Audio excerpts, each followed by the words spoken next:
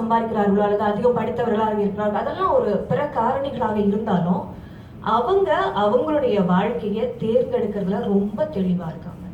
தன்னால் தனியா வாழ முடியும் அல்லது தன்னால் பாதுகாப்பை உறுதி செய்து கொள்ள முடியும், தன்னால் இயங்க முடியும் அப்படிங்கிற ஒரு தெளிவில் இருக்காங்க. அதனால மலேசியாவை மட்டும் நான் சொல்றேன், அதனால நாம எங்கேயும் கடந்து சென்று கொண்டிருக்கின்றோம் அப்படிங்கிறது தான் என்னுடைய கருத்து.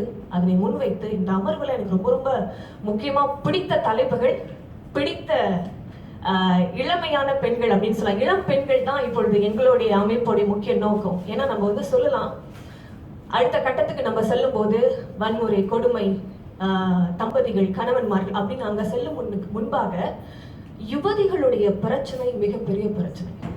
பல பெண்கள் அமைப்புகள் இருக்கலாம், ஆனா யுவதிகள் அப்படின்னு சொல்லக்கூடிய 18 வயதுல இருந்து 35 வயதுக்குட்பட்ட பெண்கள் இருக்காங்கல்ல, அவங்களுக்குள்ள இருக்கக்கூடிய சவால்கள், அவங்களுக்குள்ள இருக்கக்கூடிய மன உளைச்சல்கள், அவங்க எதிர்நோக்குகின்ற பிரச்சனைகள், குடும்பத்துல இருக்கக்கூடிய சிக்கல், அவங்க மேல எதிர்கொள்ளக்கூடிய விழுகின்ற பாதிப்புகள் அப்படிங்கிறது அது ஒரு வேற உலகம்.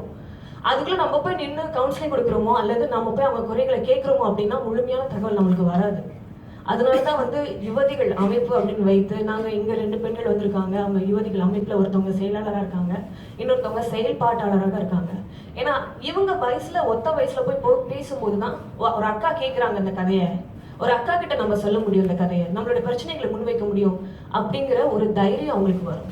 ஆக இப்போ உள்ள காலகட்டத்துல என்ன கேட்டீங்கன்னா ஒரு சின்ன வேண்டுகோள் என்னன்னா, எவ்வளவு பெண்கள் மாநாடுகள் செய்யலாம், நிகழ்ச்சிகளை செய்யலாம். இந்த இளம் பெண்களை நீங்க வந்து எவ்வளவு தூரம் வரவழைக்க முடியுமோ, அவர்களுக்கு என்ன செய்ய முடியுமோ, அவங்களை கொண்டு வர முடியுமோ, மற்ற சிக்கல்கள் இருக்காது. ஒரு சமுதாயம் நல்லது, ஒரு சமுதாயமா, தமிழ் சமுதாயமா வளரும் அப்படிங்கிறது என்னோட கருத்து. சரி, இந்த வேளையில ஆரம்ப காலகட்டத்தில் இங்க இருக்கிறவங்க எல்லாருமே ஒவ்வொருவரும் நம்முடைய பள்ளி பருவத்துல ஏதாவது ஒரு விளையாட்டு துறையில விழுந்திருப்போம், சாதனை படிச்சிருப்போம். தேசிய அளவுல, பள்ளி ரீதியில பெருமளவுல போட்டிகள்லாம் பங்கு பெற்று வெற்றி அடைஞ்சிருப்போம். வீட்டுல பல கோப்பைகளை வந்து அடுக்கி வைத்திருப்போம், இல்ல மறைச்சு வச்சிருப்போம். அதற்கு பிறகு திருமணமாகியோ அல்லது ஒரு இடைநிலை பள்ளிக்கு சென்ற பிறகோ அதுல நம்மளுடைய அந்த விளையாட்டு கனவை கொண்டு போய் சேர்த்திருக்கோமா அப்படின்னா படிப்பு சுமை, கல்வி சுமை அதுல வந்து திணித்திருக்கலாம், அல்லது திருமணமாகிய பிறகு நம்மளுக்கு அந்த வாய்ப்பு இல்லாமல் இருந்திருக்கலாம். ஆனாலும் கூட பெண் விளையாட்டாளர்கள் அப்படிங்கிறவங்க மிக மிக போற்றப்படக்கூடியவர்கள் அப்படின்னு சொல்லலாம். ஏன்னா அது ரொம்ப பெரிய விஷயம். சாப்பாடா இருக்கட்டும், உணவா இருக்கட்டும், அவங்களுடைய உடல் ஆரோக்கியமா இருக்கட்டும், அவங்களுடைய சிந்தனை திறனா இருக்கட்டும், எல்லாமே ரொம்ப ரொம்ப சரியா இருக்கும் பட்சத்துல ஒரு மிகப்பெரிய வெற்றியை நம்மால் அடையவே முடியாது. அப்படி ஒரு பெண் தாரகை நம்மோட இருக்காங்க. அந்த வகையில ஜெயமணி கந்தசாமி அம்மா அவங்களுடைய சவால்கள் என்னென்ன, எப்படி அமைந்தது அப்படின்னு கேட்போம். அதற்கு பிறகு ஒவ்வொருடைய கருத்தையும் நம்ம பார்க்கலாம். நன்றி.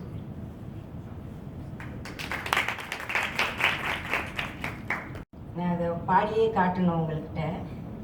ஓடி விளையாடு பாப்பா, நீ ஓய்ந்திருக்கலாகாது பாப்பா, கூடி விளையாடு பாப்பா, ஒரு குழந்தையை வையாதே பாப்பா, காலையில் எழுந்தவுடன் படிப்பு, பின்பு கனிவு கொடுக்கும் நல்ல பாட்டு, மாலை முழுவதும் விளையாட்டு என்று வழக்கப்படுத்திக் கொள்ளு பாப்பா.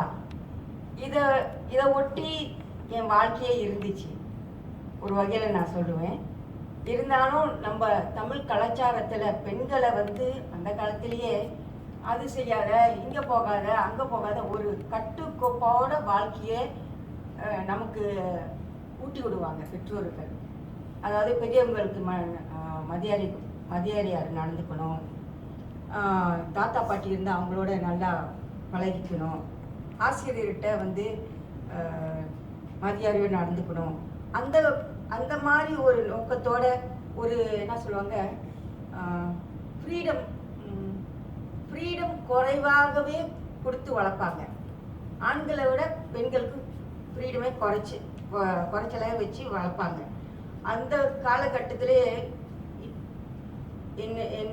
என்னோட பெற்றோர்கள் எங்களுக்கு அந்த என்ன சொல்லுவாங்க, அதை ஒரு ஃப்ரீயாகவே கூடவே கொடுத்து பெண் பிள்ளை தான் அப்படின்னு இல்லாமல் அவங்களுக்கு ஒரு பெண் பிள்ளையாக இருந்தாலும் ஆண் பிள்ளையாக இருந்தாலும் என்ன கொடுக்கணுமோ அந்த காலகட்டத்தில் எங்களுக்கு கொடுத்தாங்க. அது வரைக்கும் நான் எங்கள் பெற்றோருக்கு நான் நன்றி தான் சொல்லணும் இந்த வேலையில். இருந்தாலும் பள்ளிக்கு போகிறதோ வீட்டுக்கு வர்றதோ முக்கியமாக என் தாயார் தான் எங்களை கவனிச்சுக்கிட்டாங்க. அப்படி இருந்தாலும் பருவ காலத்தில், அதாவது விளையாட்டு காலங்களில் சின்ன பிள்ளையா இருக்கும்போது அதிகமாகவே நாங்கள் ஸ்கூல் விட்டு வந்த கையோட விளையாட தான் போவோம். அதுக்குள்ளே நேரம் இருக்கும், விளையாண்டுட்டு அது 7 மணிக்குள்ளே திருப்பி வீட்டுக்கு வந்துடணும். அதான் எங்களோட ரூட்டீனே. ஏன்னா அந்த காலத்தில் வந்து டிவி இருக்காது, ஃபோனும் இல்லை, வேறு எந்த விளையாட்டுக்கும் நம்ம உட்காந்து பார்க்க முடியாது. முக்கியமாக வெளியே தடல் இருக்கும், அங்கே போய் விளையாடுற வேலை தான் எங்களுக்கெல்லாம். ஸோ அந்த நேரத்தில் நாங்கள் விளையாட்டு வந்து சில பேருக்கு தெரியும், சில பேருக்கு தெரியாதுன்னு நினைக்கிறேன். அந்த கோழி குண்டுன்னு ஒன்று இருக்கும், அந்த கோழி குண்டை வச்சு அடிக்கிறது, அது யார் கூட அடித்தா எடுத்துகிட்டு ஓடுறது, இந்த மாதிரி ரவுண்டர்ஸ் வந்து அதுவும் அப்படி தான். அப்புறம் அந்த 5 ஸ்டோன் சொல்லுவாங்க, 5 கல், அது உட்காந்து விளையாடுவோம். பைஸ்கல் எடுத்துகிட்டு திருட்டுத்தனமாக பைஸ்கல் எடுத்துகிட்டு ஓடுறது, இந்த மாதிரி ஒரு ஆக்டிவான வாழ்க்கையை வாழ்ந்தது. அதே ஒரு கொள்கையாக இருந்துச்சு எங்களுக்கு. அதாவது ஆக்டிவ் லைஃப்பை வந்து உள்ளுக்கே ஒரு பார்ட் ஆஃப் லைஃபாகவே சின்ன பிள்ளையிலே இருந்துச்சு. இது ஸ்கூல்லையும் போன பிறகும் ஸ்கூல் டேஸில் வந்து என்ன சொல்லுவாங்க, ஸ்போர்ட்ஸ் டேன்னு சொல்லுவாங்க. ஸ்போர்ட்ஸ் டேயில் வந்து என்னென்னா, எனக்கு தெரிஞ்சு ஒரு 8 வயசில் ஃபர்ஸ்ட் ஸ்போர்ட்ஸ் டே எனக்கு நடந்துச்சு. அப்போ வந்து ஸ்போர்ட்ஸ் டேயில் வந்து ஓட்டப்பந்தயம்லாம் இருக்காது, முக்கியமாக கேம்ஸ் தான் இருக்கும். அதாவது 4 பேர் 5 பேர் இப்படி இருப்பாங்க. அதில் டீச்சர் சொன்னாங்க, நீங்கள் 4 பேர் சேர்ந்து ரெட் ஹவுஸ் க்ரீன் ஹவுஸ் இப்படி இருக்கோம், அதில் வந்து ஓடி வெற்றியானதில் நான் எனக்கு 2வது ப்ரைஸ் கிடச்சிட்டேன். அதே முத வந்து எனக்கு கிடைச்ச ஒரு வெற்றின்னு நான் சொல்லுவேன். அப்போ அது உணரலை. 2வது ப்ரைஸ் அப்போ எனக்கு கிடைச்சது டேபிள் டென்னிஸ் பெட்டு. அது கொஞ்சம் காலமாக வச்சுருந்தேன், இப்போ தான் வீடு மாறணுன்னு அது எங்கே போச்சுன்னு தெரியல. அது 9 வருஷமாக நான் வச்சுருந்தேன், ஏன்னா அது முதல் ப்ரைஸ் எனக்காக கிடைச்சது. அப்படி அந்த மாதிரி காலகட்டத்தில் ஆரம்ப ஸ்கூலில் படித்து கொஞ்சம் கொஞ்சமாக வெற்றியானோன்னு அதே ஒரு உணர்வோடு நான் செய்ய ஆரம்பித்தேன். இந்த ஓட்டப்பந்தயத்தை எடுத்தாக்க நான் நிச்சயமாக ஏதோ ஒரு வகையில் நல்லா செய்வேன் அப்படின்னு அந்த உணர்வோடு நான் ஓடினேன். அப்புறம் செகண்டரி ஸ்கூல், அதாவது உயர்நிலைக்கு போன பிறகு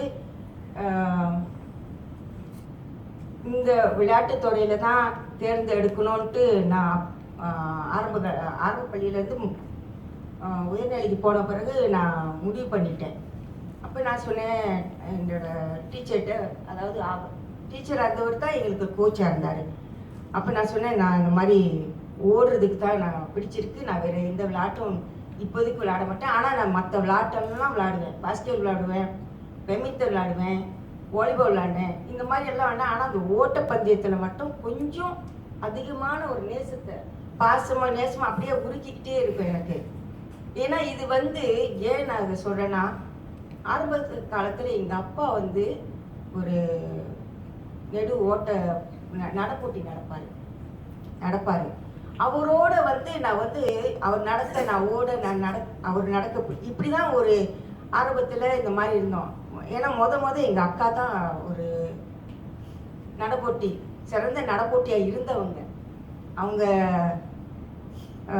திருமணத்துக்கு பிறகு அது ஒரு தடையாக போச்சு. இதுதான் அந்த திருமணம்னு வந்த பிறகு அது ஒரு தடையாக போச்சு. அப்புறம் செகண்டரி ஸ்கூல் போன பிறகு நான் வந்து என்ன செஞ்சேன், டீச்சர்கிட்ட சொன்னேன், இதுதான் ஓட போகிறேன்னு. அப்போ அவர் சொன்னார், இங்கே வந்து பெண்கள் யாருமே ஓடுறதில்ல, நீ ஒண்டி தான், எப்படி நீ பயிற்சி எடுக்க போகிற? அப்போ நான் சொன்னேன், பரவாயில்ல, நான் ஆண்களோட ஓடுறேன் அப்படின்னு நான் சொன்னேன்.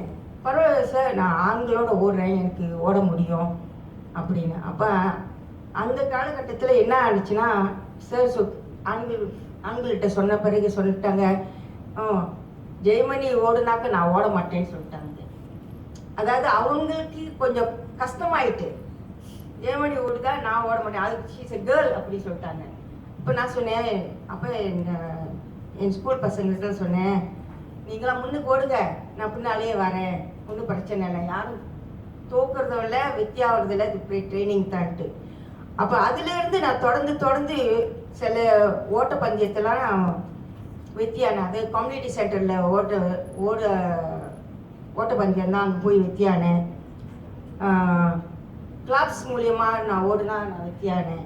இந்த மாதிரி அந்த வெற்றிக்கு பின்னால் இருந்த ஒரு உழைப்பு வந்து எனக்கு ஒரு உறுதுணையாக இருந்துச்சு, வெற்றிக்கு வெற்றியாக. இப்போ வந்து எனக்கு என்ன ஒரு காலகட்டம் வந்துச்சு, படிப்பு முடிஞ்ச கையோட வேலைக்கு போக வேண்டியதாயிட்டு. அந்த நேரத்தில் அதிகமாக ஒரு நேஷ்னல் லெவலில் நான் வந்து ஓட வேண்டியதாக இருந்துச்சு, அதுவும் ரெப்ரசன்டிங் சிங்கப்பூர் அந்த மாதிரி. அப்போ நான் என்ன பிரச்சனையை எதிர்கொண்டேன்னா, வேலையிலையும் நான் கவனம் செலுத்தணும், ஓட்டத்துலேயும் நான் கவனம் செலுத்தணும். இந்த மாதிரி இந்த சூழ்நிலையில் வேலைக்கு வந்து எனக்கு ஒரு பிரச்சனை வந்துச்சு. நீ அடிக்கடி வெளியூருக்கு போகிற ஓடுறதுக்கு, நீ தான் முடிவு எடுக்கணும், இனிமேல் நீ வேலையா ஓட்டமா நீ முடிவு பண்ணணும். அப்போ நான் சொன்னேன், நான் வந்து எங்கள் அம்மா அப்பாட்ட பேசிட்டு இந்த மாதிரி சொல்கிறாங்க எப்படின்ட்டு. அப்போ அவங்க ஒரு இது சொன்னாங்க, நீயே முடிவு பண்ணிக்கமா, நீ என்ன உன் வாழ்க்கையில் எது உனக்கு சிறந்ததாக நினைக்கிறியோ அதை நீ செய்யின்னு சொன்னாங்க. அப்போ நான் சொன்னேன் சரி அப்படின்ட்டு அந்த வருஷமே அந்த வேலையில் நீ விட்டுட்டு நான் வெளியாகிட்டு இன்னொரு வேலைக்கு நான் போனேன். அந்த வேலை மேனேஜர் வந்து எனக்கு ரொம்ப என்ன சொல்லுவாங்க, உறுதுணையாக சப்போர்ட்டாக, சரி நீ செய்ய வேண்டியதை நீ செய்ய, நான் வந்து உனக்கு வந்து சப்போர்ட்டாக இருக்கேன்ட்டு. அப்புறம் அவர் வேலையும் கொடுத்து அவருக்கு எனக்கு ஏற்ற சம்பளத்தையும் கொடுத்து எனக்கு ஆதரிச்சாங்க. அப்போ ஒரு டைமில் வந்து எனக்கு ஒரு வாய்ப்பு கிடச்சிச்சு, ஜெர்மனிக்கு போகிறதுக்கு வாய்ப்பு கிடச்சிச்சு. 3 மாதம் ஜெர்மனிக்கு போகிறதுக்கு. அப்போ அங்கே வந்து ட்ரைனிங்கும் காம்படிஷனும் சேர்த்து இந்த இடத்துல வந்து தான் நான் வந்து ஒரு விஷயத்தை தெரிஞ்சுக்கிட்டேன். நம்ம எவ்வளோ தான் சிறந்து ஓடுனாலும் நம்ம சொந்த ஊர்லேயே இன்னொரு ஊருக்கு போனால் அங்கே ஒரு கடுமையான அதாவது உழைப்பு தேவை. ஏன்னா அவங்கெல்லாம் எல்லாருமே என்னை விட வளர்த்தி, என்னை விட சைஸு பார்த்தாலே நான் எப்படி ஓடுவேன்னு ஒரு இது இருக்கும், எனக்கு ஒரு மனநிலை, பயம் அப்படின்னு. அப்போ அதுக்கு அந்த இடத்துல வந்து இந்த 3 மாதம் ட்ரைனிங்கில் வந்து அந்த கோச் சொன்னார், நீ கவலைப்படாத, உனக்கிட்ட இருக்கிற திறமை இந்த பெருசாக வளர்த்தியாக பெருசாக இருக்கவங்கள்ட்ட இருக்காது அப்படின்னு ஒரு என்ன சொல்லுவாங்க, உறுதின்னு சொல்ல, ஐ மீன் தைரியத்தை கொடுத்தாரு, தைரியத்தை நீ ஓடின. அப்போ அந்த இடத்துல தான் எனக்கு ஒரு செய்தி வந்துச்சு, சிங்கப்பூர்லேருந்து யார் யார் ஜெர்மனிக்கு போயிருக்காங்களோ அவங்கெல்லாம் குவாலிஃபை பண்ணுறதுக்கு வாய்ப்பு இருக்குது, அங்கேயே குவாலிஃபை பண்ணோம். ஏன்னா ஏஷியன் கேம்ஸ் இன் 1982 வந்து டெல்லியில் நடக்க போகுது. அப்போ யார் யார் அங்கே குவாலிஃபை பண்ணுறாங்களோ இந்த ட்ரிப்க்கு போகலான்னு. அப்போ அது எனக்கு ஒரு சந்தோஷமான செய்தி. இருந்தாலும் நான் வந்து குவாலிஃபை பண்ணணும், அந்த நேரத்துக்குள்ளே நான் செய்யணும். அப்போ நான் சொன்னேன் கோச்சிட்ட, இந்த மாதிரி இருக்குது எப்படின்னு. அப்போ அவர் சொல்கிறாரு, நீ வந்து இவங்களோட ஓடு, பெருசாக இருக்கிறவங்க வளர்த்தியாக இருக்கவங்க அவங்களோட ஓடு, நீ கட்டாயமாக அதுக்குள்ள நேரத்தை நீ செஞ்சிருவேன்னு சொன்னாங்க. அப்போ அந்த மாதிரி ஓடின நேரத்தில் தான் எனக்கு அந்த நேரத்தை வந்து 2 செகண்ட்ஸ் முன்னாடியே நான் செஞ்சிட்டேன். அதாவது குவாலிஃபை டைம் 4 நிமிஷம் 35 நிமிஷத்துக்குள்ளே செய்யணும், நான் செஞ்சது 4 நிமிஷம் 32 வினாடிக்குள்ளே செஞ்சு முடிச்சிட்டேன். அப்போ அந்த வாய்ப்பை வந்து நான் பயன்படுத்திக்கிட்டேன். அப்போ அதே வருஷத்தில் நான் வந்து என்ன ஏஷியன் கேம்ஸ் ஓட்டத்துக்கு போயிருந்தேன். இந்த மாதிரி தொடர்ந்து பல ஓட்டத்துக்கு நான் போனேன். இருந்தாலும் சில விஷயத்தில் வந்து நான் வந்து கஷ்டப்பட்டு உழைக்காமல் எதையும் நமக்கு கிடைக்காதுன்னு நான் உணர்ந்தேன். ஏன்னா இந்த ஓட்டம் வந்து ஒரு நாளைக்கு 2 நாளைக்கு செஞ்சுட்டா அது நமக்கு கிடைக்காத ஒரு விஷயம். நான் தொடர்ந்து ஒரு 15 வருஷத்துக்கு ஓடி இருந்தேன். இந்த சில அதாவது இந்த கோல்டு மெடல் வாங்கினது, மேரத்தான் கோல்டு மெடல் வாங்கினது கிட்ட ஒரு 10 வருஷத்துக்கு பிறகு தான் எனக்கு இந்த கோல்டு மெடலே கிடைக்க வாய்ப்பு கிடைச்சிது. அதில் என்னன்னா, நான் கடைசியாக ஒரு முடிவு பண்ணேன். கடைசியான ஓட்டம் சிங்கப்பூரில் நடந்தது 1983. அந்த நேரம் பார்த்து என்கிட்ட சொன்னாங்க, நீ 3 வேன் எடுக்கணும் அப்படின்னு. அப்போ நான் சொன்னேன், 3 வேன் எப்படி நான் எடுப்பேன்? 1500 3000 மேரத்தான் ஓட சொன்னாங்க. இது ரொம்ப கஷ்டமாக எனக்கு இருந்துச்சு அப்படின்னு நான் சொன்னேன். அப்போ என்ன சொன்னாங்க, நீ ஒரு ஆள் தான் முடியும்னு சொன்னாங்க. வேறு யாரும் இங்கே இல்லை பெண்களில், நீ தான் ஓட முடியும்ட்டு. சரி நான் ட்ரை பண்ணுறேன்னு சொல்லிட்டு நான் என்ன செஞ்சேன், கோச்கிட்ட பேசிவிட்டு அவர்கிட்ட சொன்னேன், இந்த மாதிரி 2 ஈவென்ட் முன்னாடி நான் ஓட வேண்டியது இருக்குது, மேரத்தான் எனக்கு கொஞ்சம் கஷ்டமாக இருக்கும் அப்படின்னு. இல்லை அவர் சொன்னார், நான் உனக்கு ப்ரோக்ராமை மாற்றி கொடுக்குறேன்ட்டாரு. அதாவது எனக்கு சிங்கப்பூரில் நடக்கிறதுனால நமக்கு சாதகமாக அந்த ப்ரோக்ராமை வச்சுட்டாங்க. அப்போ சொன்னாங்க, நீ மேரத்தானை ஓடுன்னு சொன்னாங்க. அப்போ நான் சொன்னேன், மேரத்தான் ஓடுனா என்னோட 1500 3000 போச்சே அப்படின்னு கேட்டேன். அப்படியே எனக்கு கவலைப்படாத அப்படின்ட்டு, மேரத்தான் முடிஞ்சால் ஓடு எப்படின்ட்டு. அப்போ நான் மேரத்தான் ஓடும்போது நான் சொன்னேன், எப்படியாச்சும் இந்த மேரத்தானில் ஒரு தங்க மெடல் எடுக்கணும்னு தான் நான் முடிவு பண்ணேன். ஏன்னா என்னை விட சிறந்த ஓட்டக்காரவங்களாம் இருந்தாங்க. அப்பயும் நான் அதை பொருட்படுத்தாமல் அந்த ஜெர்மனிக்கு போன கோச் சொன்னார்ல, உன்னால் முடியும், பெரிய ஆளை பார்க்காத சின்ன ஆளை பார்க்காத, உன்னால் இருக்கிற ஒரு ஸ்பீட்டில் நீ செஞ்சிடலான்ட்டு. அப்போ தான் நான் ஓடி அந்த மேரத்தானில் தங்க மெடல் வாங்கினேன். அதுவே எனக்கு இன்னைக்கு வரைக்கும் அந்த தங்க மெடல் தான் எனக்கு பேர் சொல்லிட்டு இருக்கு. ரொம்ப நன்றி.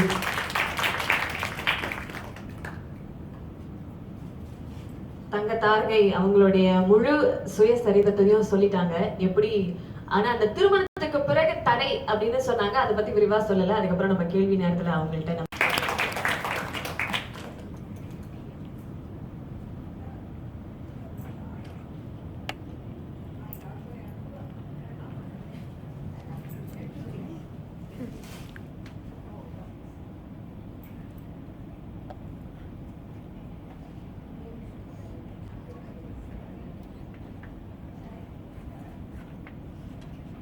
அனைவருக்கும் வணக்கம். என் பேர் ஷர்மிலி.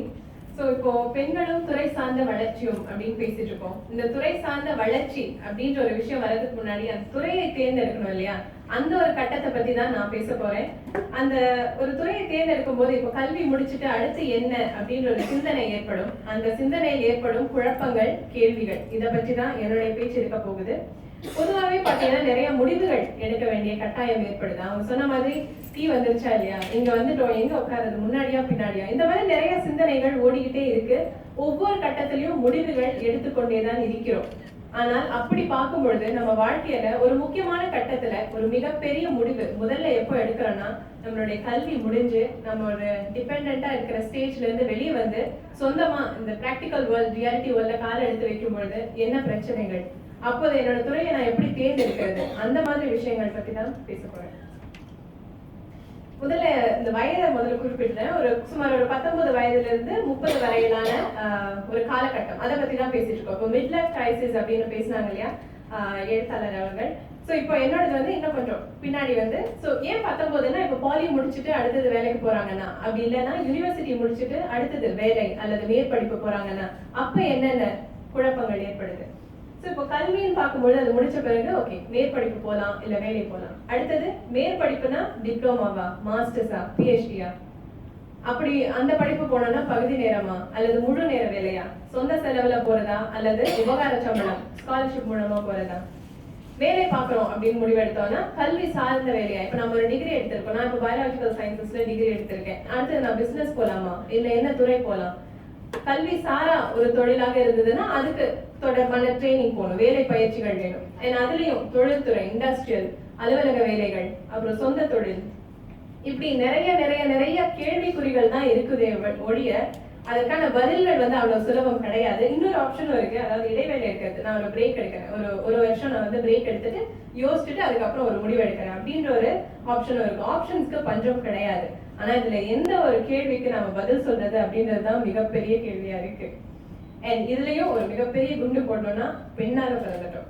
இதை நான் ஒரு பலவீனமா சொல்ல விரும்பல. ஆனா இது நான் எழுதின ஒரு கவிதை. இதுல கண்டிப்பா நிறைய பேர் அக்ரி பண்ண மாட்டீங்க. பட் என்னோட பார்வையில பாத்தீங்கன்னா இப்போ பாரதியார் சொல்லியிருக்காரு, நிமிர்ந்த நன்னடை நேர்கொண்ட பார்வை, அந்த கவிதை இருக்கு இல்லையா, அதற்கு அவருக்கு பதிலாக நான் வந்து எழுதியிருந்தேன், முன்னாசு கவிஞனே, பெண்ணின் பலத்தை சுட்டி காட்டினாய், பலவீனத்திலிருந்து மீள தூண்டி விட்டாய், ஆனால் சமூக தராசில் பெண்ணாக பிறத்தலே பலவீனம் என சொல்ல தவறினாய். அதாவது பெண்களாக பிறத்தல் வந்து பலவீனம் கிடையாது, ஆனால் அப்படி ஒரு நிலைக்கு இந்த சமுதாயம் தள்ளிவிட்டது அப்படின்ற ஒரு விஷயத்த, ஒரு வஞ்சிக்கக்கூடிய ஒரு விஷயத்த தான் இங்க எழுதியிருக்கேன். ஆக இந்த பெண்ணாக பிறந்ததால் என்ன பிரச்சனை? அவங்க முன்னாடி பார்த்த அந்த கேள்விகளுக்கெல்லாம் பதில் சொல்லணும், அதையும் தாண்டி திருமணம் பார்க்கணும். எப்ப கல்யாணம் பண்றது? இப்ப கேட்டாங்க இல்லையா, அகிலா அவங்க கேட்டாங்க, அந்த கேள்விக்கு சரியான பதில் என்னால கொடுக்க முடியும். ஏன்னா நான் 24 வயசு தான், எனக்கு ஏன் இன்னும் கல்யாணம் ஆகல, ஏன் இன்னும் அடுத்தது நான் கல்யாணத்தை இப்போதைக்கு யோசிக்கல அப்படின்ற ஒரு விஷயம் பாத்தீங்கன்னா, ஏன்னா பயம் வந்து கல்யாணத்தை நோக்கிய பயம் கிடையாது. அவங்க சொன்ன மாதிரி உங்களுடைய தொழில், உங்களுடைய கரியர், எனக்குன்னு ஒரு குறிக்கோள் இருக்கு, அதை என்னால அடைய முடியுமா, அதற்கு இது தடையாக இருக்குமா? சோ இப்ப அவங்க ஜெயமணி அவர்கள் சொன்னாங்க இல்லையா, அவங்களுடைய அக்காவுக்கு அவங்க ஓட்டப்பந்தயத்துல அவருடைய ஈடுபாடா இருந்தாங்க, ஆனா கல்யாணத்துக்கு அப்புறம் அது ஒரு தடையாக அமைஞ்சது அப்படின்னு சொன்னாங்க. அப்படி ஒரு தடை வந்துடக்கூடாது அப்படின்னு ஒரு பயம், அந்த ஒரு பயம் தானே ஒழிய வேற எதுவும் கிடையாது. குடும்பம் பார்க்கணும், பெற்றோருக்கு வயசாகுது, அவங்களுக்கு வந்து அவங்களுடைய உடல் நலத்தை பார்க்கணும், பொறுப்புகள். பெண்ணாக பிறந்தாலே பொறுப்புன்றது ஒரு கூடவே வருது. எங்களுடைய உடலை முதல்ல பார்த்துக்கணும், மற்றவங்க கிட்ட இருந்து எங்களை பாதுகாத்துக்கணும், அதையும் தாண்டி வந்து ஃபியூச்சர்ல என்ன பண்ணணும், நம்மளுடைய குழந்தைகள் அப்படின்னு நிறைய விஷயங்கள் பெண் அப்படின்னு ஒரு விஷயத்திலேயே அடங்கியிருக்கு. அப்போ என்னுடைய எந்த பேச்சுக்கான குறிக்கோள்கள் அப்படின்னு பார்க்கும்போது முதல்ல ஒரு விழிப்புணர்வு ஏற்படுத்தணும். ஏன் கேட்டீங்கன்னா, எங்களுடைய வயதுல இருக்கிற பிரச்சனைகள் அப்படின்றது, ஆனா இதை நாங்க கடந்து வந்துட்டோமே, நாங்கெல்லாம் இந்த ஸ்டேஜ்ல எவ்வளவோ பார்த்துட்டோம், நீங்க போய் இதை பத்தி பெரிய விஷயமா பேசிட்டு இருக்கீங்களே அப்படின்னு சொல்றவங்களுக்கு ஒரு விழிப்புணர்வா என்னோட பேச்சு இருக்கும்னு நம்புறேன். அடுத்தது புரிதலை ஏற்படுத்துதல். ஏன் இந்த ஸ்ட்ரெஸ்ன்றது நம்ம சும்மா வார்த்தைக்காக சின்ன விஷயத்துக்கெல்லாம் ஸ்ட்ரெஸ் ஆயிட்டு இருக்கோமா, இல்ல உண்மையிலே அதுக்கு பின்னணியில ஏதாவது ஒரு காரணம் இருக்கா அப்படின்ற ஒரு புரிதல் ஏற்படுத்த வேண்டும். மூன்றாவதாக வந்து இதற்கான வழிமுறைகள், சொல்யூஷன்ஸ் சொல்ல முடியாது, ஆனா அதை எப்படி சமாளிப்பது அப்படின்ற ஒரு விஷயத்தையும் சொல்ல விரும்புறேன். இது முதல்ல என்ன பத்தி சொல்லிக்கிறேன், சரியா? சோ நான் வந்து அவங்க சொன்ன மாதிரி டிமென்ஷியா பத்தி ஆராய்ச்சி பண்ணிட்டு இருக்கேன். ஆனா இந்த ஒரு கட்டத்துக்கு வரதுக்கு முன்னாடி எனக்கும் ஏற்பட்ட குழப்பங்கள். அதாவது 2018 NUSல பயோமெடிக்கல் சயின்சஸ்ல டிகிரி எடுத்தேன். அடுத்தது 2019 என்ன பண்றது? இப்ப நான் வந்து வேலைக்கு போலான்னு இருந்தேன், ஆனா ஆராய்ச்சியில எனக்கு மிகுந்த ஆர்வம் இருக்கு, தமிழ் மீதும் ஆர்வம் இருக்கு, அதற்கு ஈடாக அறிவியல் மீதும் ஆர்வம் இருக்கு. அதை ஒரு கரியர் சாய்ஸா எடுக்க நான் முடிவு பண்ணேன். ஆனா அப்ப பார்த்து சரி, இத்தனை வருஷமா ஒரு 11-15 வருஷமா எங்க அப்பா அம்மா வந்து எனக்கு ஸ்கூல் ஃபீஸ் கட்டி இந்த அளவுக்கு எனக்கு கொண்டு வந்துட்டு இருக்காங்க. இதையும் தாண்டி ஒரு 4 வருஷம், என்னோட காசு வந்து 4 வருஷம். ஸோ 4 வருஷம்னா அதுக்கும் வந்து அப்பா அம்மா காசு கொடுக்கணுமா, அதுக்கு நான் ஒரு மறுபடியும் ஒரு சுமையா இருக்கணுமா அப்படின்ற ஒரு எண்ணம் தோணுச்சு. அப்பதான் முடிவெடுத்தேன், சரி ஒரு உபகார சம்பளம் கிடைத்ததுன்னா ஓகே, அது வந்து எங்க அப்பா அம்மாவுக்கு அந்த சுமையை எடுத்துருது, அவ்வளவுதான் சொல்யூஷன் நினைச்சேன். ஆனா அது கிடையாது. அடுத்தது உறவினர்கள். ஒரு டிகிரி முடிச்சுட்டேன்னு சொன்ன உடனே கால் வரும், இங்க ஒரு மாப்பிள்ளை இருக்காங்க, அங்க ஒரு மாப்பிள்ளை இருக்காங்க, எப்ப கல்யாணம் பண்றீங்க, வேலை பாக்குறீங்களா இப்படின்னு இத்தனை நாள் தொடர்பில் இல்லாத உறவினர்கள் எல்லாம் திடீர்னு அக்கறையோட போன் பண்ணுவாங்க. அவங்களுக்கு சொல்ல வேண்டிய பதில் அது நான் சொல்ல வேண்டியது கிடையாது, எங்க அப்பா அம்மா நான் சொல்ல வேண்டிய நிலையில அவங்க இருக்கும் பொழுது அதையும் நான் யோசிக்க வேண்டிய நிர்பந்தம் இருக்கு. அது மட்டும் இல்லாமல் இது வந்து என்னோட ஆக்குபேஷனல் ஹெசர்ட்னு ஒண்ணு இருக்கு. ஸோ இப்போ அறிவியல் ஆராய்ச்சின்னு பண்ணும்பொழுது எனக்கு சில ஆக்குபேஷனல் ஹெசர்ட்ஸ் இருக்குதான் செய்யுது. ஸோ இப்போ என்னோட ஸ்கின் கொஞ்சம் ட்ரையா இருக்கும் நான் லேப் போகும்போது, பட் அது மினிமல். பட் நான் வந்து எலி ஹேண்டில் பண்ணுவேன். ஸோ எலிகள் தான் என்னோட அனிமல் மாடல், விலங்கு மாதிரிகள் அப்படின்னு சொல்லுவாங்க. ஸோ இதை ஹேண்டில் பண்ணும்போது சில டைம் இன்ஜெக்ஷன் தெரியாம என் மேல அந்த இன்ஜெக்ஷன் போட்டுட்டேன்னா அதற்கான சைட் எஃபெக்ட்ஸ் வர வாய்ப்புகள் இருக்கு. அப்கோர்ஸ் அதுக்கான ப்ரிகாஷனரி மெஷர்ஸ் எடுக்கிறோம், பட் என்ன நடக்கும்னு தெரியாது, யாரும் வேணும்னு செய்யறது கிடையாது. இப்போ கூட போன வருஷம் ஒரு நீடல் பிரிக் இன்ஜுரி நடந்தது, பட் தேங்க்ஃபுல்லி ஒன்றும் நடக்கல. பட் இதெல்லாம் ஒரு கன்சிடரேஷன்ஸ் இருக்கு. அதையும் தாண்டி இது 4 வருஷம் கோர்ஸ். 4 வருஷம் முடிச்சதுக்கு அப்புறம் வேலை பார்க்கலாமா?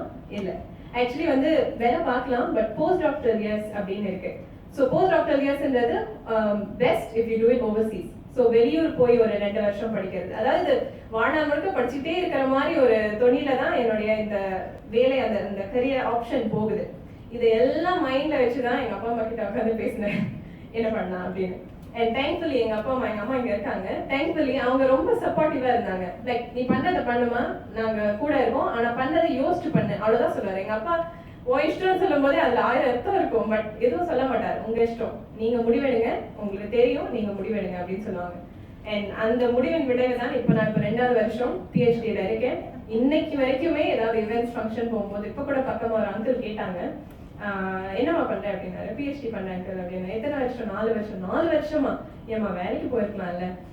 ஸோ நான் பிஹெச்டி கிடைச்சது அப்படின்ற ஒரு விஷயத்தை சொந்தக்காரங்க கிட்ட சொல்லும் பொழுதே வந்து கங்க்ராச்சுலேஷன்ஸ் முதல்ல வரல. ஐயோ அப்ப கல்யாணம் எப்படி? லைக் அவங்க சொன்ன மாதிரி கல்யாணத்துக்கே வளர்த்த மாதிரி ஆரம்பத்திலேயே அந்த ஒரு கேள்விதான் எனக்கு வலிக்குது. ஏன்னா நான் கஷ்டப்பட்டு இந்த ஒரு நிலைக்கு இவ்வளோ யோசிச்சு கஷ்டப்பட்டு இந்த ஒரு நிலைக்கு வந்திருக்கேன். ஒரு வாழ்த்து முதல்ல சொல்லியிருக்கலாமே. அது வந்து செகண்டரியா தான் வருது. முதல்ல வருது இந்த ஒரு விஷயம் தான். ஆக எனக்கு வந்து ரோல் மாடல் தான் இருக்கிறவங்க சயின்ஸ் ஃபீல்ட் அப்படின்னு பார்க்கும்பொழுது நிறைய பேர் இருக்கிறாங்க அப்படின்னு சொல்ல முடியாது. கம்பேரிட்டிவ்லி குறைவா தான் இருக்கிறாங்க. இப்போ நிறைய பெண்கள் அந்த அறிவியல் துறைக்கு வந்துட்டு தான் இருக்காங்க. ஆனா அவர்களுடைய நிலை எப்படி இருக்கு அப்படின்றது தான் ஒரு கேள்வி. ஏன்னு கேட்டீங்கன்னா இப்போ இங்க ஒருத்தவங்க இருக்காங்க, ரோஸ்லின் பிராங்க்லின் அப்படின்னு சொல்லிட்டு மரபணு இருக்கு இல்லையா, டிஎன்ஏ ஸ்ட்ரக்சர், அதை கண்டுபிடிச்சவங்க ஆக்சுவலி இவங்க தான். எக்ஸ்ரே கிறிஸ்டலோகிராஃபி அப்படின்னு ஒரு டெக்னிக்கை வச்சு இவங்க தான் அந்த ஒரு ஸ்ட்ரக்சரை கண்டுபிடிச்சாங்க. ஆனா இதற்கான ஒரு அங்கீகாரம் கிடைத்தது வேறு 2 ஆண்களுக்கு. அது வந்து ஒரு காம்ப்ளிகேட்டட் ஸ்டோரின்னு வச்சுக்கோங்க. பட் இறுதியில இவங்க இறந்து போனாங்க. ஏன்னு பாத்தீங்கன்னா ஆக்குபேஷனல் ஹெசட், ஸோ அந்த ரேடியேஷன்னால அவங்க இறந்து போனாங்க. அதுக்கான கிடைத்த அந்த நோபல் பரிசு வந்து 2 ஆண்மகன்கள். ஸோ அவங்க கூட அவங்களுடைய பாஸா இருந்த 2 ஆண்மகன்களுக்கு தான் அந்த நோபல் பிரைஸ் கிடைத்தது. இன்னி வரைக்கும் வந்து சரித்திரம் பேசும் ஒரு நபராக இவர் இருக்கிறார். இவரை போல மற்றவர்களுக்கு அந்த அங்கீகாரம் கிடைக்காம இருக்கக்கூடாது அப்படின்றதுக்காக தான் அவங்க படம் இங்க போட்டிருக்கேன். ஜானகி அம்மாள் இங்க இருக்காங்க, ஒரு பொட்டானிஸ்டா இருந்தாங்க. இவங்க வந்து ஒரு என்ஜினியரா இருந்தாங்க, கல்பனா சாவ்லா. இவங்க 2 பேரும் எனக்கான பர்சனல் ரோல் மாடல்ஸ் அப்படின்னு சொல்லலாம். மதுரா சுந்தரம் அப்படின்னு சொல்லிட்டு இங்க ஹார்வர்ட் மெடிக்கல் ஸ்கூல்ல ரிசர்ச் பண்ணிட்டு இருக்காங்க. இவங்க வந்து ரேஷ்மா தனேஜா அப்படின்னு சொல்லிட்டு என்னுடைய யூனிவர்சிட்டியில இருக்கிற ஹெட் ஆஃப் டிபார்ட்மெண்ட். ஸோ இவங்களை போல் நானும் வந்து ஒருத்தருக்கு முன்மாதிரியாக இருக்க வேண்டும், குடும்பத்தையும் சமாளிக்க வேண்டும், என்னுடைய வாழ்க்கையில என்னுடைய குறிக்கோளையும் அடைய வேண்டும் அப்படின்னு நினைக்கிற ஒரு இண்டிவிஜுவலா தான் நான் இப்ப இருக்கேன். இப்ப விழிப்புணர்வு அப்படின்னு பாத்தீங்கன்னா நாங்க பார்க்காத பிரச்சனை நீங்க பாத்துட்டீங்களா அப்படின்ற ஒரு கேள்வி வந்து அடிக்கடி வந்துட்டே இருக்கு. அது எப்படின்னா எங்க அம்மாவோட வயதினர், சோ கொஞ்சம் மூத்தவர்கள் கேட்கும் கேள்வி, இதை விட பெரிய பிரச்சனை எல்லாம் வாழ்க்கையில வரும், இதைக்கே இப்படின்னா எப்படிமா சமாளிப்பேன் அப்படின்னு ரொம்ப ஈஸியா கேட்டுறாங்க. பட் என்ன யோசிக்கணும்னா, பிரச்சனைகள் ஆமா நீங்களும் சந்திச்சீங்க, ஆனா எங்களுக்கு ஏன் இது வந்து இவ்வளவு பெரிய ஸ்ட்ரெஸ்ஸா இருக்குன்னா இந்த காரணங்களுக்காக தான். ஊடகம் இருக்கு, தொழில்நுட்ப வளர்ச்சி, வேகமான வாழ்வியல், வாய்ப்புகள் ஏராளம், ஆனா வேகமும் இருக்கு. சோ இப்போ நான் இங்க திரும்பி இவங்க ஒரு வாய்ப்பு எனக்கு கொடுக்குறாங்க, அதை நான் யோசிக்கிறதுக்குள்ள அந்த வாய்ப்பு மற்றவருக்கு போகுது. அந்த அளவுக்கு வேகமா யோசிச்சு அந்த ஒரு நொடியில வந்து எல்லா கோணங்களிலும் யோசிக்க வேண்டிய ஒரு நிலை ஏற்படுது. அந்த ஒரு சிந்தனையிலேயே ஒரு என்சைட்டி அப்படின்னு சொல்லுவாங்க, அதுவும் ஏற்படுது. ஆக வந்து ஒரு சூழலினால் ஏற்படும் ஒரு ஸ்ட்ரெஸ்ஸை ஒழிய உங்களுக்கு கிடைக்காத ஒரு பிரச்சனை எங்களுக்கு கிடைச்சிச்சு அப்படின்னு சொல்ல வரல. அதுவும் அதே பிரச்சனைகள் தான், ஆனா அதற்கான சூழல்கள் வேறுபடுது. அடுத்து புரிதல். ஒரு பொதுவான கருத்து இருக்கு, இந்த காலத்து பொண்ணுங்களுக்கு வந்து சுயநலமான ஒரு சிந்தனை, அவங்களோட வாழ்க்கை அவங்களோட கனவுகள் அப்படின்னே போயிட்டு இருக்காங்க, குடும்பத்தை பார்க்க மாட்டேங்கிறாங்க, அம்மா அப்பா உடல்நிலை பார்க்க மாட்டேங்கிறாங்க, சமூகத்துக்காக போறாங்க, எங்க வீட்டுல ஒண்ணும் பண்ண மாட்டேங்கிறாங்க அப்படின்ற கருத்துக்கள் எல்லாம் நிறைய இருக்கு. பெற்றோர்களின் கவலைகளை புரிந்து கொள்ள அனுபவம் போதவில்லை அப்படின்னு எல்லாமும் சொல்றாங்க. நான் வந்து என்னுடைய வயதில் உள்ள இளம் பெண்களின் ஒரு பிரதிநிதியாக இங்க என்ன சொல்றேன், நாங்க இதெல்லாம் யோசிக்காம இல்லை. இது எல்லாமே எங்களோட மைண்ட்ல ஒரு ஆப்ஷனா இருந்துட்டே தான் இருக்கு. ஓகே, வெளியே போய் ஒரு வாலண்டியரி ஒர்க் பண்ணாலும் அம்மா சொல்லுவாங்க, வெளியே போய் இவ்வளவு பண்ற, வீட்டுல இருக்கிற துணியை மடிச்சு வச்சா என்ன அப்படின்னு கேட்பாங்க. ஸோ இது வந்து ஒரு சாதாரணமான கேள்வி, இது வந்து குற்றம் சொல்ல முடியாது, தவறு கிடையாது. ஆனா இதுல என்ன புரிஞ்சுக்கணும்னா, நாங்களும் யோசிக்கிறோம், யோசிக்காம ஏனோ தானோ அப்படின்னு போறது கிடையாது. ஸோ அந்த ஒரு புரிதல் நிச்சயம் வேண்டும். மறுபடியும் எம்பசைஸ் பண்றேன், பாதைகள் வேறாக தான் இருக்குது. ஸோ கடந்து வந்த கஷ்டங்கள் ஒன்றாக இருந்தாலும் பாதைகள் வேறுபடுது, சந்திக்கும் சந்தர்ப்பங்கள் வெவ்வேறாக இருக்குது. அதனாலதான் எங்களுடைய பிஹேவியர் வேற மாதிரி இருக்க ஒழிய நாங்க கன்சிடர் பண்ணாம இல்லை. ஆக இது வந்து முக்கியமாக என்னுடைய வயதில் இருக்கும் பெண்களுக்கு ஒரு சமாளிக்கும் ஒரு உத்தியாக நான் கருதும் சில விஷயங்கள். நாம எடுக்கிற முடிவுல வந்து திடமா இருக்கணும். கனா படத்துல சொல்லுவாங்க இல்லையா, ஒரு விஷயம் பிடிச்சா மட்டும் பத்தாது, அடம் பிடிக்க தெரியணும். நீங்க படிக்கிற இடத்துலதான் வந்து உங்களுக்கு அந்த விஷயம் எவ்வளவு முக்கியம் அப்படின்னு மத்தவங்களுக்கு தெரியும் அப்படின்னு சொல்லுவாங்க. அது ரொம்ப உண்மையான ஒரு விஷயம். ஏன்னா ஒரு விஷயத்த வந்து 2 வாட்டி சொல்லுவாங்க, 3வது வாட்டி சரி விட்டுட்டு போ அப்படின்னு போயிட்டோம்னா அந்த விஷயம் உங்களுக்கு உண்மையிலே வேண்டாமா? அது எவ்வளவு வேணும்னு உங்களுக்கு தான் தெரியும், அதற்கு நீங்க தான் ஸ்டாண்ட் பை பண்ணணும். ஸோ ஃபர்மா இருக்கணும். புரிய வைத்தல். ஸோ அப்பா அம்மா வேணாம்னு சொல்றாங்க, நீங்க போங்க, நீங்க எப்படியோ போங்க, நான் பண்றது பண்ணிட்டு தான் இருக்க போறேன் அப்படின்னு இல்லாம அவங்களுக்கு புரிய வைக்கணும். ஏன்னா அதுதான் உங்களுடைய முதல் வெற்றி. உங்களுடைய ஃபேமிலி சப்போர்ட் இல்லாம கடந்து வர்றது ரொம்ப கஷ்டம். ஸோ முதலில் அவங்கள கன்வின்ஸ் பண்ணணும். உங்களுக்கு ஒரு விஷயம் சரின்னு படிச்சுன்னா அது சரி நான் உங்களுக்கு புரிய வைக்கிறதுக்கு ரொம்ப நேரம் எடுக்காது. மறுபடியும் பேச வேண்டிய கட்டாயம் ஏற்படலாம். ஆனா அது அவ்வளவு கஷ்டம் கிடையாது. விட்டு கொடுத்தல் கனவுகளை அல்ல, உங்களுடைய அகங்காரத்தை. ஸோ ஈகோ இல்லாம உங்களுக்கு பிடிச்ச ஒரு விஷயத்த நியாயம் பிடிச்சுன்னா நேர்படியா சொல்லுங்க. அதுக்காக வந்து ஒரு கிவ் அப் ஆட்டிடியூட் வேண்டாம், அண்ட் ஈகோ வேண்டவே வேண்டாம். நிரூபித்து காட்டுங்கள். ஸோ இவ்வளோ வாதாடி இவ்வளோ கஷ்டப்பட்டு ஒரு நிலையை ஒரு ஆப்ஷன் சூஸ் பண்ணும்போது அதுல ஜெயிச்சு காட்டுங்க. ஸோ உங்களுடைய செயல் தான் வந்து அங்க கடைசியில நிக்குமே ஒழிய என்னால முடியும் நான் பண்ணிடுவேமா அப்படின்னு சொல்றது சொல்லாத அங்க ஒரு உறுதியாக அந்த ஒரு மொமெண்டரியா இருந்தாலுமே அந்த லாங் ரன்ல உங்களுடைய செயல் தான் அதுக்கு ஒரு எவிடன்ஸா இருக்கும். அண்ட் இறுதியாக முழுமையான ஈடுபாடு. என்னதான் கஷ்டம் வந்தாலும் take responsibility for your decisions. So அந்த ஒரு முடிவை நீங்க எடுத்துட்டீங்க, அதை நோக்கி போறீங்க, தடைகள் கண்டிப்பா வந்துட்டே தான் இருக்கும். உங்களுக்காக யாரும் வந்து பூவை விரிச்சு போட்டிருக்க மாட்டாங்க. ஸோ முட்கள் எல்லா பாதையிலும் இருக்கத்தான் செய்யும். அதுக்கு முழுமையான ஈடுபாடோட போய்கிட்டே இருங்க. ஆக தடமாற்றங்களால் ஏற்படும் தடுமாற்றங்களை திடமாக சமாளிப்போம் அப்படின்னு சொல்லி முடிக்கிறேன். நன்றி. எனக்கு ஒரு 10 வயது அதிகம். எனக்கும் வந்து இன்னும் சொல்லிக் கொண்டிருக்கிறார்கள் மாப்பிள்ள அங்க இருக்காரு இங்க இருக்காரு. நான் என்ன சொல்றேன், மாப்பிள்ள அங்கே இருக்கட்டும்.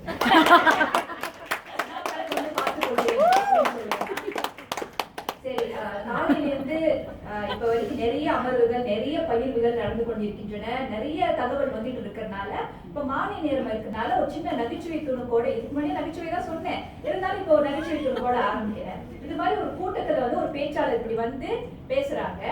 பேசும்போது எப்படி ஆரம்பிக்கிறாங்கன்னா, ஒரு இனிய மாலை பொழுதில் அப்படின்னு ஆரம்பிக்கிறாங்க. அப்ப அந்த கூட்டத்துல இருந்து ஒருத்தன் ஏந்திச்சு, நீ பேசு, அதுக்கப்புறம் அது இனிய மாலை பொழுதா அல்லது இம்சையான மாலை பொழுதான்னு நாங்க முடிவு பண்ணிக்கிறோம் அப்படின்னு வந்து சொன்னாங்க.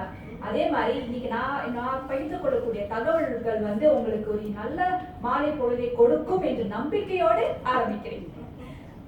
சரி, என்னோட தலைப்பு வந்து அன்று முதல் இன்று வரை. அதாவது நம்மளோட சிங்கப்பூரில் தமிழ் மொழி நன்றாக வளர்ந்து கொண்டிருக்கிறது, பல பரிணாமங்களை பார்த்து கொண்டிருக்கிறது. அந்த வகையில வந்து அந்த காலத்திலேருந்து இப்ப வரைக்கும் நம்மளோட தமிழ் மொழிக்கு நம்மளோட தமிழ் பெண்கள் வந்து எந்த அளவுக்கு பங்களித்து இருக்கிறார்கள் என்பதை தான் ஒரு சுருக்கமாக நான் வந்து இப்ப பகிர்ந்து கொள்ள போகிறேன். சரி, இது வந்து 3 முக்கிய கருத்துக்களை நான் சொல்ல போறேன். அதாவது அந்த காலத்தில் இருக்கக்கூடிய தமிழ் பள்ளிகள் அது எப்படி இருந்துச்சு, அந்த பள்ளிகளோட சூழல் எப்படி இருந்தது, அந்த பள்ளிகளில் வேலை செய்த நம்மளோட பெண்களோட நிலை எப்படி இருந்தது, அதை பத்தி பேச போறேன்.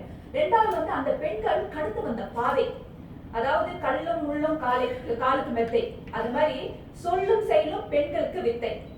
அந்த அளவுக்கு நம்மளோட தமிழ் பெண்கள் வந்து அந்த காலத்துல எப்படி கடந்து வந்திருக்காங்க அந்த பாதை, அதே நான் வந்து பகிர்ந்து கொள்ள போகிறேன். பிறகு வந்து மொழி வளர்ச்சியில் இன்றைய பெண்களோட நிலை எப்படி இருக்கு, அவங்க இன்னும் நம்மளோட தமிழ் மொழிக்கு பங்களிக்கிறார்களா அல்லது வந்து மொழியை விட்டு கொஞ்சம் விலகி போயிட்டார்களா என்பதை பற்றி பேசக்கூடிய 3 கருத்துக்கள் தான்.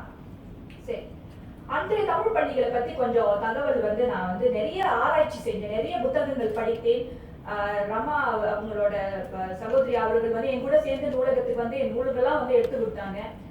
அந்த வகையில நிறைய ஆராய்ச்சி செய்ய போது 1934ஆம் ஆண்டு தான் நம்மளோட சிங்கப்பூர் வந்து முதல் தமிழ் பள்ளி ஆரம்பிக்கப்பட்டது. அதாவது வந்து குடும்பங்கள்ல உள்ளவங்க வேலைக்கு போற காலகட்டத்துல பிள்ளைகளோட கல்வி முக்கியத்துவம் அங்கதான் வந்து கொண்டு வரப்பட்டது. பிள்ளைங்களுக்காக வந்து 1934ஆம் ஆண்டு வந்து தமிழ் முதல் பள்ளி ஆரம்பிக்கப்பட்டது. அதுக்கப்புறம் நிறைய பள்ளிகள் வர ஆரம்பித்தன. 1965ஆம் ஆண்டு தான் முதல் உயர்நிலை பள்ளி ஆரம்பிக்கப்பட்டது. அந்த பள்ளியோட பெயர் வந்து உமர் புலவர் தமிழ் பள்ளி. அதுக்கப்புறம் வந்து இந்த பள்ளிக்கூடங்கள்லாம் வந்துட்டு இருக்க காலகட்டத்துல ஒரு 1968ஆம் ஆண்டு வந்து ஒரு 1843 தமிழ் மாணவர்கள் படித்தாங்க. அப்பனா அவ்வளோ மாணவர்கள் பிள்ளைங்க வந்து குடும்பத்தில இருந்து அனுப்பியிருக்காங்க தமிழ் படிக்கிறதுக்கு. அப்ப அதுக்கு ஏற்ற மாதிரி ஆசிரியர்களும் இருந்திருப்பார்கள் என்று நான் நம்புகிறோம். ஆனா அந்த காலகட்டத்துல தமிழ் பள்ளி இவ்வளோ ஒரு பெரிய பிரசித்தி இருக்கக்கூடிய காலகட்டத்துல வந்து ஆங்கில பள்ளிகள் வர ஆரம்பித்தன. ஆங்கில பள்ளிகள் வர ஆரம்பிக்க போது தமிழ் மொழி மேல உள்ள ஆர்வம், அந்த ஈர்ப்பு கொஞ்சம் கொஞ்சமா குறைய ஆரம்பிச்சு. அப்ப சில பள்ளிகளோட தமிழ் பள்ளிகள் வந்து மூடிட்டாங்க அந்த காலகட்டத்துல. சரி, இப்ப நம்மளோட இந்த தமிழ் பள்ளிகள எத்தனையோ ஆசிரியர்கள் இருந்திருப்பாங்க. நிறைய தமிழ் பெண்கள் வந்து ஆசிரியர்களாக இருந்திருக்காங்க. அவங்க வந்து அந்த பிள்ளைக்கு வந்து எப்படி வந்து முக்கியத்துவத்தை கொடுத்திருப்பாங்க அந்த மொழி மேலனா, முதல்ல அடையாளம். நிறைய ஆசிரியர்கள், அதுக்கப்புறமா அந்த உதாரணம் சொல்லுவேன் சில ஆசிரியரோட பேரு. பிள்ளைக்கு தமிழ் மொழி என்றால் என்ன? நம்ம வந்து சிங்கப்பூர்ல பிறந்துட்டோம், இந்த மொழியை வந்து ஒரு பாடமா படிக்காம அது நம்மளோட அடையாளம். இப்ப சீனர்களுக்கு அவங்க அடையாளம் இருக்கு, தமிழர்னா நம்மளுக்கு அந்த அடையாளம் என்பதை வந்து நிறைய போட்டிகளுக்கு கூட்டிட்டு போயிட்டு இல்ல போட்டிகளை தயார் செய்யும் போது அந்த பிள்ளைகளுக்கு அந்த அடையாளத்தை கற்றுக் கொடுத்திருக்கிறார்கள். அதுக்கப்புறம் தொன்மை, நம்ம மொழி வந்து ஒரு ஏன்ஷியன்ட் சொல்லுவாங்க, ஏன்ஷியன்ட் லாங்குவேஜ். அது மாதிரி எத்தனையோ காலகட்டத்துக்கு 2000 ஆண்டுகளுக்கு முன்னாடி தோற்றப்பட்ட ஒரு மொழின்னு சொல்றாங்க. அந்த மொழியோட அந்த தொன்மையை பிள்ளைகளுக்கு ரொம்ப சுலபமாக, அது அந்த காலகட்டத்தில் பார்த்தீங்க எல்லாமே ஒரு சாதாரண ஒரு வகுப்பெரிய சாதாரண ஒரு விஷயமா தான் இருக்கும். இந்த மாதிரி வசதிகளை இல்லாத காலகட்டத்தில் கூட நம்மளோட தமிழ் ஆசிரியர்கள், பெண் ஆசிரியர்கள் மிக அழகாக பிள்ளைகளுக்கு மொழியோட தொன்மையை கற்றுக் கொடுத்துருக்காங்க. அடுத்தது வந்து மொழியோட வளமை. அது ஏன் சொல்றேன்னா, அதுக்கப்புறம் வந்து உதாரணங்கள் சொல்லுவேன். 2 ஆசிரியர்கள் அவங்க கற்றுக் கொடுத்த மாணவர்கள் இன்று நம்மளோட சிங்கப்பூரில் ஊடகத்துறையில் தொலைக்காட்சி, வானொலி மற்றும் கல்வியில மிகப்பெரிய மாணவர்களாக இருக்கிறார்கள், பெரியவர்களாக இருக்கிறார்கள். அப்பனா ஆசிரியர் எந்த அளவுக்கு அந்த மொழியை வந்து வளத்தோடு அந்த வளமையோட கற்றுக் கொடுத்துருப்பாங்கன்னு பாருங்க. அடுத்து வந்து 4, ஏன் வந்து இந்த திருவள்ளுவரோட படத்தை போட்டு வச்சுக்கனா, திருக்குறளை போன்ற ஒரு நல்ல ஒரு வாழ்வியலை கற்றுக் கொடுக்கிற ஒரு நூல் இன்னைக்கும் படிக்கலாம், நாளைக்கு உங்களோட பிள்ளைகளும் படிக்கலாம், அவர்களுக்கு பிறந்த பிள்ளைகளும் படிக்கிற அளவுக்கு எல்லா காலத்திற்கும் ஏற்ற மாதிரி ஒரு நூலை கொடுத்திருக்கிறது வந்து திருவள்ளுவர். அந்த திருவள்ளுவரோட கருத்துக்களை போல தமிழ் மொழி கற்றுக் கொடுத்த ஆசிரியர்களும் நல்ல வாழ்க்கைக்கு தேவையான கருத்துக்களை மாணவர்களுக்கு கற்றுக் கொடுத்திருக்கிறார். சரி, இப்ப நான் வந்து ஒரு உதாரணம் சொன்னேன்ல, சாங்கி தமிழ் பள்ளி அப்படின்னு ஒரு பள்ளி வந்து 1970 இருந்துச்சு அந்த பள்ளி. அந்த பள்ளியில 2 ஆசிரியர்கள் இருந்திருக்கிறாங்க, திருமதி ஆண்டாள், திருமதி ஆணைக்கட்டி சொல்லிட்டு. இந்த 2 ஆசிரியர்களுமே அந்த காலகட்டத்துல அவங்க கத்துக் கொடுக்குற அந்த பள்ளி இருக்குல்ல, சாங்கி தமிழ் பள்ளி, அந்த வட்டாரத்துல மலாய்க்கு பள்ளி இல்ல, சீனத்துக்கு பள்ளி இல்ல. அப்ப எப்படி ஒரு இக்கட்டான ஒரு சூழல்ல அந்த பள்ளியில அவங்க வேலை செஞ்சிருப்பாங்க பாருங்க. அப்ப தமிழுக்கு மட்டும்தான் பள்ளி இருக்கு. இப்ப எல்லாரும் நம்மளை பார்த்து கொஞ்சம் பொறாமப்படுற காலகட்டத்துல அந்த பள்ளியில அவங்க கத்துக் கொடுத்திருக்காங்க. ஒரு சிக்கல் வந்துச்சு. என்ன சிக்கல்னா, பிள்ளைங்க நிறைய பேர் வர ஆரம்பிச்சாங்க அந்த பள்ளிக்கூடத்துக்கு. அப்ப இட வசதி பத்தல, ஒரு வகுப்பறையா இருக்கட்டும் இல்ல கழிவறை வசதியா இருக்கட்டும், இது மாதிரி எந்த வசதிகளும் இல்லாம கஷ்டப்படுற காலகட்டத்துல வெறும் 25 வெள்ளி தான் அவங்களோட சம்பளம். இன்னைக்கு 25 வெள்ளிக்கு நம்ம வந்து ரொம்ப குறைவான விஷயம் தான் செய்ய முடியும். அந்த குறைவான சம்பளத்திலையும் அவங்க என்ன செய்யலாம்னு போராடிட்டு இருப்பாரு. அரசாங்கம் சொல்லிடுச்சு, இது மாதிரி நாங்க உங்களுக்காக புதிய நாங்க பெரிய இடம்லாம் கொடுக்க போறது இல்ல, இருக்கிற இடத்துல நீ கத்துக்கொடு, இல்லைன்னா வேற வழி இல்லை, எனக்கு தெரியாது அப்படின்னு சொல்லிட்டு அந்த காலகட்டத்துல. அப்ப வந்து இவங்க என்ன செஞ்சாங்கன்னா, அந்த பள்ளியோட அந்த வசதிகளை அதிகரிக்கிறதுக்கோ அந்த இடத்த வந்து இன்னும் கொஞ்சம் புதுப்பிக்கிறதுக்கோ ரெனோவேட் பண்றதுக்கோ அவங்க வந்து அந்த வட்டாரத்தில் உள்ள மக்கள்கிட்ட நிதி உதவி கேட்டிருக்காங்க. ஒவ்வொரு வீடா சென்று பெண்கள் நினைச்சு பாருங்க, அவங்க வந்து தமிழாசிரியரை வந்து பிள்ளைங்களுக்கு கத்துக் கொடுக்கிறதே ஒரு பெரிய விஷயம் அந்த காலகட்டத்துல. அதையும் மீறி ஒவ்வொரு வீடுகளுக்கு போய் ஒவ்வொரு வீடா போயிட்டு இந்த மாதிரி பிள்ளைகளுக்கு ஒரு பள்ளிக்கூடம் நாங்க சரி செய்யறோம், அந்த பள்ளிக்கூடத்துக்கு நிதி வேணும்னு சொல்லிட்டு கிட்டத்தட்ட 10,000 வெள்ளி, அந்த காலத்துல 10,000 வெள்ளி அவங்க வந்து நிதியை வந்து திரட்டி அந்த பள்ளிக்கூடத்தின் வசதிகளை அவங்க வந்து மேம்படுத்தி இருக்கிறாங்க சொந்த முயற்சிகளை. அப்ப இந்த 2 பெண்கள் வந்து பிள்ளைங்க எப்படி வேணா போனா எனக்கு தான் 25 வெள்ளி சம்பளம் வருதுன்னு அவங்க நினைக்கல. பிள்ளைங்களோட பரிணாம வளர்ச்சிக்கு அவங்க மிகப்பெரிய பங்கை ஆற்றிருக்கிறார்கள். அதனாலதான் இவங்க 2 பேரை வந்து இங்க நான் வந்து ஹைலைட் பண்ணிருக்கேன். சரி, அடுத்தது முக்கியமா ஒருத்தர் வந்து அந்த காலத்துல வந்து 1965 சொன்னா தெரியுமா, உமர் புலவர் தான் முதல் தமிழ் பள்ளிக்கூடம், அதாவது உயர்நிலை பள்ளிக்கூடம், செகண்டரி ஸ்கூல்ல இதுதான் முதல் பள்ளிக்கூடம். இதுல வந்து எத்தனையோ ஆண்கள் வந்து தலைமை ஆசிரியர் இருந்திருக்காங்க, பிரின்சிபல். ஆனா இவங்க வந்து ஒன் ஆஃப் த ரொம்ப எஸ்டாப்ளிஷான ஒரு தலைமை ஆசிரியராக இருந்திருக்காங்க. ஒரு பேரு வந்து திருமதி செல்லையா. ஓகே, இவங்க வந்து இந்த பள்ளிக்கூடத்துக்கு தலைமை ஆசிரியர் இருக்கிறதுக்கே ஒரு பெரிய பிரச்சனை வந்துச்சு. ஒரு பெண் ஆசிரியரா நீ பாடத்தை மட்டும் கற்றுக் கொடுத்துருப்போ, நீ எதுக்கு வந்து தலைமை ஆசிரியரா இருக்கிறன்னு யார் சொன்னா? அந்த பள்ளியோட மேலாண்மை குழு, மேனேஜ்மெண்ட் கமிட்டி வந்து சொல்லியிருக்கு, ஒரு பெண்ணால அந்த பள்ளிக்கூடத்தை சமாளிக்க முடியுமா அப்படின்னு சொல்ல போது அதை நிரூபித்த காட்டிய ஒரு மிகப்பெரிய மாமனிதர் இவங்க. விடாமுயற்சியோ கடின உழைப்போ இவங்களுக்கு அதிகமா இருந்து அந்த பள்ளி வந்து ரொம்ப கொஞ்சம் ரவுடித்தனமா இருந்த மாணவர்கள் இருக்கக்கூடிய பள்ளிக்கூடம் அந்த காலத்துல இருந்தாலும் அந்த பள்ளியில உள்ள மாணவர்கள் சரி செய்து கிட்டத்தட்ட 1965 to 1969 4 வருடம் தேசிய அணிவகுப்பு நடக்கும்னா நேஷனல் டே பரேட், அதுல உமர் புலவர் தமிழ் மொழி மாணவர்கள் அணிவகுப்பு செஞ்சிருக்காங்க. அப்ப உங்களுக்கு தெரியும்ல, நேஷனல் டே பரேட்ல வந்து எல்லா பள்ளியும் உள்ள விட மாட்டாங்க. எந்த பள்ளி வந்து நல்ல ஒரு ஸ்ட்ராங் ரெக்கார்ட் இருந்தா மட்டும்தான் அந்த பள்ளியை உள்ள விடுவாங்க. அப்ப இவங்க எந்த அளவுக்கு அந்த மாணவர்களை நல்வழிப்படுத்தி இருப்பாங்க அப்படின்னு பாருங்க. அப்ப இவங்க வந்து அந்த காலகட்டத்தில் இருக்கக்கூடிய மாணவர்களுக்கு கற்றுக் கொடுக்க போது இவங்களுக்கு பிடித்த மாணவர்கள் சில பேர் இருக்காங்க. அவதான் நான் போட்டிருக்கேன், மறக்க முடியாத மாணவர்கள். திருமதி பவளகாந்தம், உங்களுக்கு தெரியும், நல்ல செய்தி வாசிப்பாளர், நம்மளோட சிங்கப்பூரில் ஊடகத்துறையில் மிகப்பெரிய ஒரு நபர். மீனாட்சி சபாபதி, அவங்க வந்து நம்மளோட சிங்கப்பூர் வானொலி படைப்பாளர், மிக சிறந்த படைப்பாளர், இப்போது தமிழ் ஆசிரியராக இருக்கிறார். அடுத்தது அவங்க சொன்ன ஒரு மாணவர் வந்து திரு கசீம், அவங்க வந்து இதே உமர்புர தமிழ் மொழி நிலையத்துல அவர் தலைமை ஆசிரியரா வந்தார். அப்ப இந்த திருமதி செல்லையா அவர்கள் அந்த காலத்துல ஒரு ஆசிரியர் மட்டும் இல்ல, ஒரு தலைமை ஆசிரியர் மட்டும் இல்ல, எத்தனையோ பிள்ளைகளுக்கு நல்ல தாயாக அவங்க இருந்திருக்கிறார். சரி, அடுத்தது வந்து ஆசிரியர்கள் பாடத்தை மட்டும் கத்துக் கொடுக்கல, இல்ல பள்ளிக்கூடத்தை வந்து சரி செய்யறது மட்டும் செய்யாம சில பேரு ஆய்வரங்கள்ல கட்டுரைகள் படைத்திருக்காங்க. இது என்ன ஒரு பெரிய விஷயம். இப்ப நம்ம கூட தான் இப்பெல்லாம் கட்டுரைகளை படிக்கிறோம், கான்ஃபரன்ஸ் போறோம் அப்படின்னு நம்ம நினைக்கலாம். ஆனா 1970களில் ஒரு இடத்துல வந்து ஆய்வரங்கு நடக்குது. அங்க 9 படைப்பாளர்கள் இருந்திருக்காங்க. அதுல ஒரு ஆள் மட்டும் தான் பெண். அப்படி நினைச்சு பாருங்க, அவங்களுக்கு எந்த விதத்துல எப்படி மன உளைச்சல் இருந்திருக்கோ, இல்ல அவங்களுக்கு எந்த மாதிரி வாய்ப்புகள் கொடுக்கப்பட்டிருக்கும், எல்லா தடைகளும் தகர்த்து கொண்டு ஒரு மாணவி செல்வி பாரதி அவங்க பேரு, பார்வதி அவங்க பேரு, அவங்க வந்து ஒரு கட்டுரை படிச்சாங்க. அந்த கட்டுரை வந்து அவங்க ஆங்கில பள்ளியில அவங்க வந்து தமிழ் கத்துக் கொடுத்திருக்காங்க.